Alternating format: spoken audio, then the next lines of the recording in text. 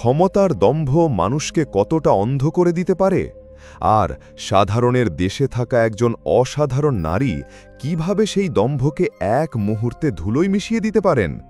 এই গল্প এক নির্ভীক আইপিএস অফিসারের, যিনি শুধুমাত্র একজন পুলিশ অফিসার নন, বরং এক জেলার ভাগ্য নিয়ন্তা। চলুন শুরু করা যাক সেই রুদ্ধ শ্বাস গল্প, যেখানে এক থাপ্পড়ের বদলে লেখা হবে এক নতুন অধ্যায়। পশ্চিম আকাশে আবিরের খেলা। সারাদিনের অক্লান্ত পরিশ্রমের পর জেলাশাসক অন্বেষা রায় একটু বিশ্রামের জন্য পথের ধারে এক চায়ের দোকানে বসেছিলেন। পরনে তার সাধারণ সালোয়ার কামিজ, মুখে ক্লান্তির ছাপ স্পষ্ট। তিনি আজ ছদ্মবেশে বেরিয়েছিলেন জেলার প্রত্যন্ত অঞ্চলের পরিস্থিতি খতিয়ে দেখতে। সরকারি গাড়ি, নিরাপত্তারক্ষী সব কিছুকে পিছনে ফেলে তিনি আজ সাধারণ মানুষের একজন। উদ্দেশ্য ছিল ব্যবস্থার আসল রূপটা নিজের চোখে দেখা। গরম চায়ের কাপে যখন তিনি আলতো করে চুমুক দিচ্ছিলেন, তখন ধুলো উড়িয়ে একটি পুলিশের জিপ সশব্দে এসে থামল।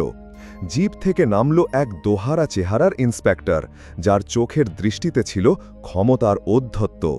তার নাম রতন শিকদার, এলাকার ত্রাস হিসেবেই যার পরিচিতি। অন্বেষা শান্ত চোখে তাকে দেখলেন। ঝড়ের পূর্বাভাস যেন তার ষষ্ঠ ইন্দ্রিয় জানান দিচ্ছিল। ইন্সপেক্টর রতন শিকদার জিপ থেকে নেমেই চায়ের দোকানদারকে ধমক দেওয়া শুরু করল। কিরে হরিপদ, আজকের তোলা কই?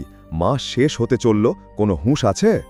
হরিপদ ভয়ে কাঁপতে কাঁপতে হাত জোর করে কিছু বলার চেষ্টা করছিল।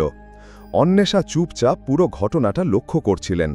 তার শান্ত উপস্থিতি যেন রতনের চোখে কাঁটার মতো বিঁধল। হরিপদকে ছেড়ে সে এবার অন্বেষার দিকে এগিয়ে এলো। তার কর্কশ গলা শোনা গেল, এই মেয়ে, এখানে কি করছিস? সন্দেহজনক লাগছে তোকে, উঠে দাঁড়া। তার কথায় ছিল চরম অপমান আর তাচ্ছিল্য। অন্বেষা তার দিকে স্থির চোখে তাকালেন, কিন্তু এক চুলও নড়লেন না। তার এই শান্ত ভাবটা রতনের অহংকারে আরও বড় আঘাত হানল। সে ভাবতেও পারেনি তার মতো দাপুটে ইন্সপেক্টরের সামনে কোনো সাধারণ মেয়ে এভাবে চোখে চোখ রেখে কথা না বলেও প্রতিরোধ করতে পারে। অন্বেষার নীরবতা রতন শিকদারের পুরুষতান্ত্রিক অহংকে চরমভাবে আহত করল।